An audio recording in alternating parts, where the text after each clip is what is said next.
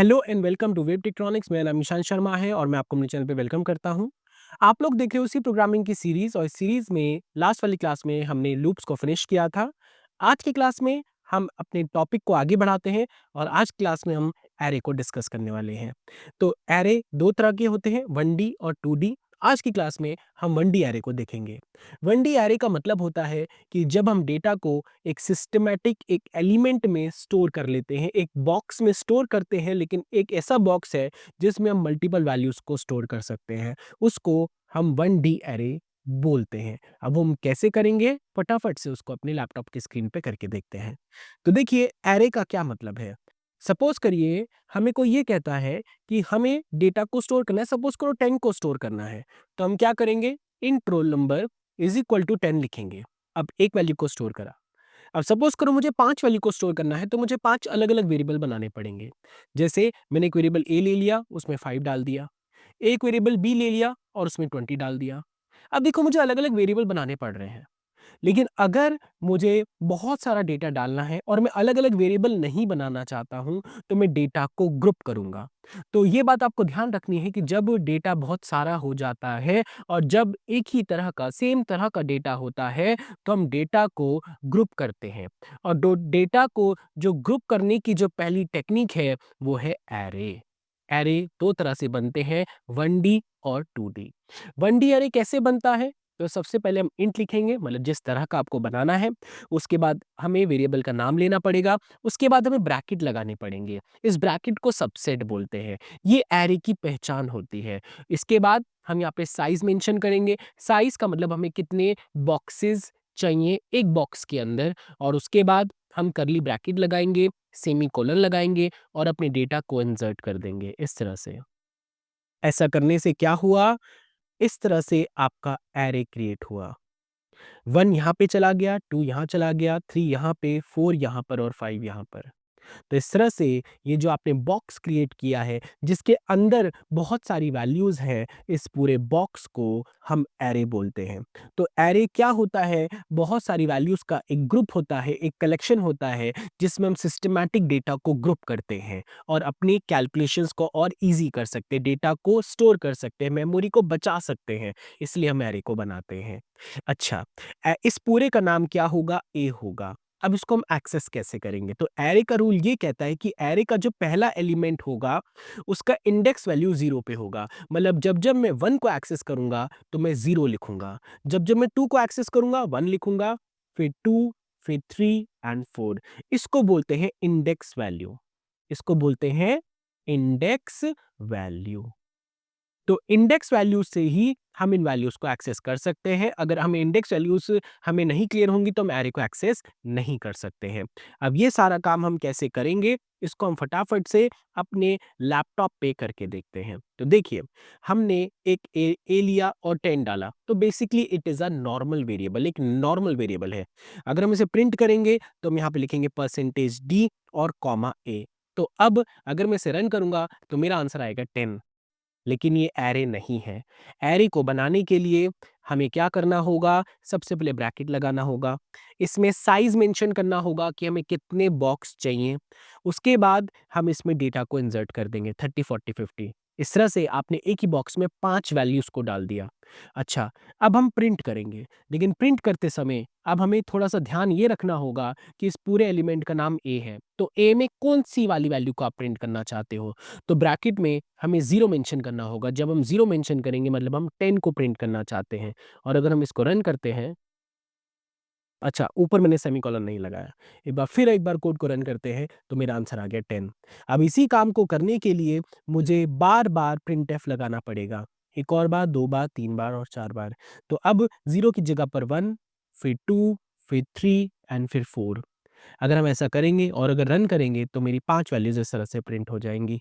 अगर आप इसे नेक्स्ट लाइन में प्रिंट करना चाहते हो तो आप यहाँ पे स्लैश एन यूज़ करो।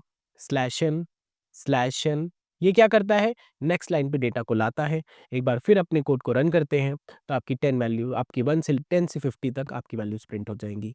अब देखिए, मुझे यहाँ पर इंडिविजुअली प्रिंट करना पड़ा, और इंडिविजुअली जब हम प्रिंट करते हैं तो हमारा टाइम बर्बाद होता है। अब क्यों ना हम इसमें लूप लगा लें, और अगर हम लूप लगा के अगर इसको एक्सेस करेंगे तो हमारा जो टाइम है वो बचेगा और हमें बार-बार प्रिंट करने की ज़रूरत नहीं पड़ेगी। तो एक तरीका तो ये है कि इस तरह से प्रिंट कर लिया जाए। दूसरा तरीका ये है कि लूप लगा लिया जाए। तो हम क्या करते हैं, एक वेरिएबल लेते हैं i और हम इंडेक्सिंग में लूप लगाते हैं। इंडेक्सिंग मतलब 0 से लेकर 4, 0, 1, 2, 3, 4 मतलब जो एड्रेस है, जो इंडेक्स है, वहाँ पर हम लूप लगाएँगे। तो हम लिखेंगे i equal to 0, i smaller than equal to 4 i plus plus. तो इसका मतलब जो मेरी i की वैल्यूज़ होंगी, पहले वो 0 पोजीशन पे होगा, फिर वो फर्स्ट पोजीशन पे जाएगा, फिर सेकंड पे जाएगा, फिर थर्ड पे जाएगा, फिर फोर्थ पे जाएगा। तो इसका ये मतलब है कि अगर मैं यहाँ पे प्रिंट लिखता हूँ, प्रिंटफ करता हूँ, परसेंटेज डी लिखता हूँ, स्लैश एन करता हूँ और ए लिखता हूँ, ए मेरा एरे का नाम है। अब हम इस स्क्वायर ब्रैकेट में क्या मेंशन करेंगे? तो इस स्क्वायर ब्रैकेट में हम आई मेंशन करेंगे। आई का मतलब क्या है इसको समझते हैं। ए एरे है, आई की वैल्यू शुरुआत में रहेगी 0, तो ये ए 0 को प्रिंट करेगा। आई प्लस प्लस से आई की वैल्यू 1 हो जाएगी तो फिर वो ए 1 को प्रिंट करेगा, फिर ए 2 को प्रिंट करेगा, फिर ए 3 को, ए 4 को। और इस तरह से आप बहुत ईज़िली बार-बार खुद ना करके लूप की मदद से प्रिंट करेंगे, तो आपकी फटाफट से डेटा प्रिंट हो जाएगा। और जब आप लूप लगा के एरे के हर एक एलिमेंट को एक्सेस करते हैं, इस कॉन्सेप्ट को ट्रैवर्सिंग बोलते हैं। तो एक बार इसके ऊपर एक स्टेटमेंट भी लिख देते हैं कि द एलिमेंट्स इज़ इस तरह से, और अगर आप अब रन करेंगे तो यहाँ पर आ जाएगा द एलिमेंट्स इज़, इस तरह से आपका प्रिंट हो जाएगा। लेकिन अगर हम चाहते हैं कि हम यूज़र से इनपुट लें, तो यूज़र से हम कैसे इनपुट ले सकते हैं एरे के अंदर? तो इस तरह से करने के लिए हम सबसे पहले एक प्रिंटफ स्टेटमेंट लिखेंगे और इस प्रिंटफ स्टेटमेंट में हम लिखेंगे please enter the data in array. अब देखिए, आपको ये बात ध्यान रखनी है कि जभी भी हम एरे का कोई भी काम करते हैं, तो हम लूप लगाते हैं। लूप से क्या होता है, हमारा काम रिपिटिव होता है और वो काम जल्दी हो जाता है। क्योंकि अब लूप हम इसलिए लगाएँगे क्योंकि पहले क्या होता था, हम एक वेरिएबल का यूज़ करते थे। अब एक वेरिएबल में काफ़ी सारे बॉक्सेस हैं और हमें हर बॉक्सेस में जाना है, तो इसलिए हम लूप प्रेफ़र करते हैं। तो जभी भी हम प्रिंट करेंगे, तो भी हम लूप लगाएँगे और जभी भी हम स्कैन करेंगे, तो भी हम लूप लगाएँगे। जभी भी हम कैलकुलेशन करेंगे, तो भी हम लूप लगाएँगे। ये बात आपको ध्यान रखनी होगी। तो हम फिर से एक और लूप लगा देते हैं for i equal to 0, i smaller than equal to 4 i plus plus. Body को शुरू करा, बंद करा और यहाँ पे यूज किया scanf percentage D comma address of a आई।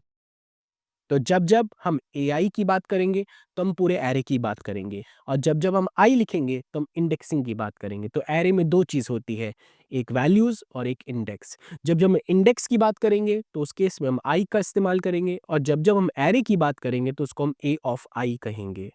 अब एक बार इसको कोड को रन करते हैं, देखिए, तो अब ये पूछेगा। अब मैं यहाँ पे कोई भी रैंडम वैल्यूज़ डाल सकता हूँ, 12, 34, 56, 78, 90। तो 12, 34, 56, 78, 90। तो इस तरह से हम एरे को एक्सेस करते हैं, हम डेटा को डालते हैं और इस तरह से हम डेटा को प्रिंट कर सकते हैं। एक बार मैं फिर से आपको रिवाइज़ करा देता हूँ कि हमने क्या किया। हमने एक एरे बनाया जो कि 5 एलिमेंट्स का होगा। आप यहाँ पे अगर यहाँ पे आप 50 मेंशन कर देते तो ये 50 एलिमेंट्स का बन जाता। अच्छा, फिर मैंने स्कैनफ लगाया। अब आपको ये बात पता होनी चाहिए कि ये इंडेक्स वैल्यू है 0, 1, 2, 3, 4। तो मैंने लूप चलाया 0 से और लूप चलाया 4 तक, मतलब मैंने इंडेक्स में लूप चलाया। तो जो मेरा इंडेक्स है वो i होगा। लेकिन अगर मुझे एरे की बात करनी होगी तो मैं इसको a ऑफ i बोलूँगा। तो इससे हम एरे को एक्सेस कर लेंगे। तो यहाँ पे जो भी मैं वैल्यू डालता हूँ, सपोज़ करो 10, 20, 30, 40, 50, तो मेरा लूप आगे-आगे बढ़ता जाएगा और मैं हर एक एलिमेंट को एक्सेस करता जाऊँगा और मैं वैल्यूज़ को डलवाता जाऊँगा। इसी तरह से मैंने फिर से एक और लूप लगाया 0 से लेकर 4 तक और मैंने यहाँ पर प्रिंट करा दिया। इस तरह से ये आपका जो एरे है, ये वर्क कर रहा है। आई होप आपको ये एरे का कॉन्सेप्ट अच्छे से क्लियर हो गया होगा। आज की वीडियो में हमने 1D एरे को देखा। अगली वीडियो में हम एरे के ऊपर कुछ ऑपरेशंस को परफॉर्म करना सीखेंगे। कैसे हम सर्चिंग करते हैं, कैसे हम सॉर्टिंग करते हैं, कैसे हम मर्जिंग करते हैं, इन सारे टॉपिक्स को हम डिस्कस करेंगे। आज के लिए इतना ही रखते हैं। अब मिलेंगे अगली वाली वीडियो में। Till then, bye bye.